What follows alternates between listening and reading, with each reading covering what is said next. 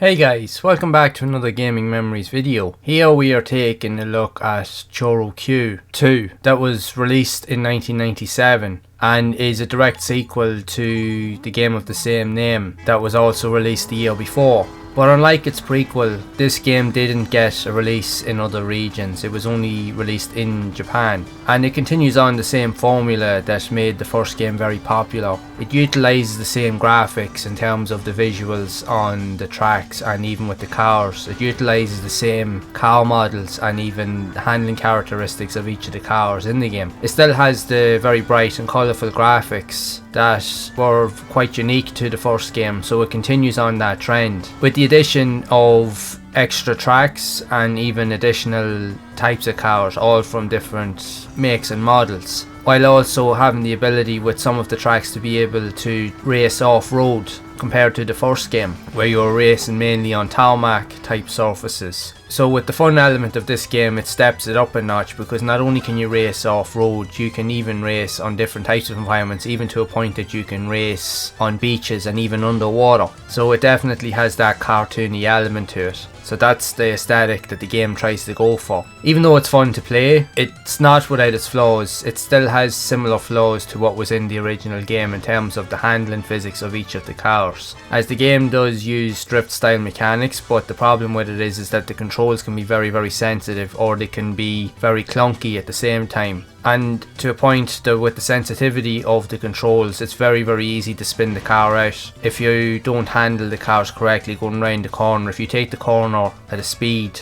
that's quite fast, there's a really good chance that the car will just completely go into a random drift and completely spin out altogether. Or on the other hand, you could have a point where you slow down the car to a point that it can be very hard to steer the car around the corner, as it feels like you can be driving a tank. And this was an issue that was in the first game, and it continues to be an issue with the further entries in the series later on. But it doesn't take away from the fun aspect of the game itself. It is quite quirky, it is quite fun, and it definitely is something different. It's definitely a very different style of racing game. This version that I'm playing now, I managed to get access to an English translated version, so you can get access to English translations of the game online. And it does in some ways make the game easier to digest when you're going to play it, because you can find your way around the options a lot better, and with everything being in English you can understand really what's going on. But even regardless of that, even with the Japanese version, you'll still very quickly be able to get into races, and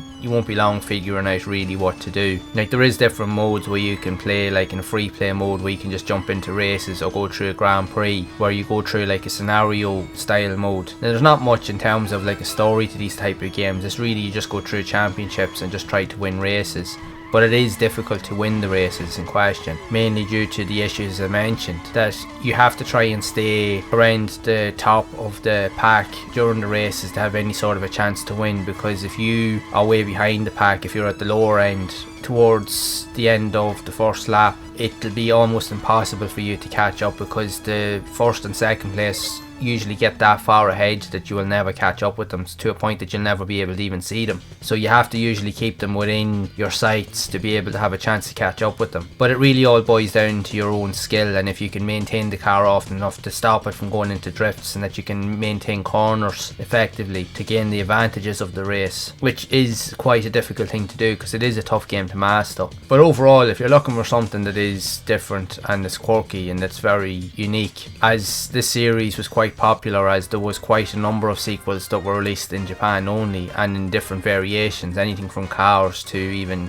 tank style combat games and even flight style games, even boat racers. It definitely has a unique appeal, and if you want to have a look at something a little bit different, this series could be worth looking into if you can overlook the niggles and the flaws in the control system. There is a fun series of games to be had here, but really all boils down to your own preference and what you think of it, if you're into these type of games or not. But again, they are definitely worth a look. And if you have played this game, I'd love to know your thoughts on it, or even any of the sequels in the series, and if so, what did you think of them? Be sure to share it down in the comments below. And if you'd like to see more of these type of videos where I do provide other gameplay and review style videos of similar type of racing games that were released on the PlayStation only in Japan, then make sure to leave a like on the video. Again, subscribe to the channel and hit that bell icon to be updated whenever future videos are released. And until next time, make sure to keep playing those classic games and enjoying them, and keep those gaming memories alive.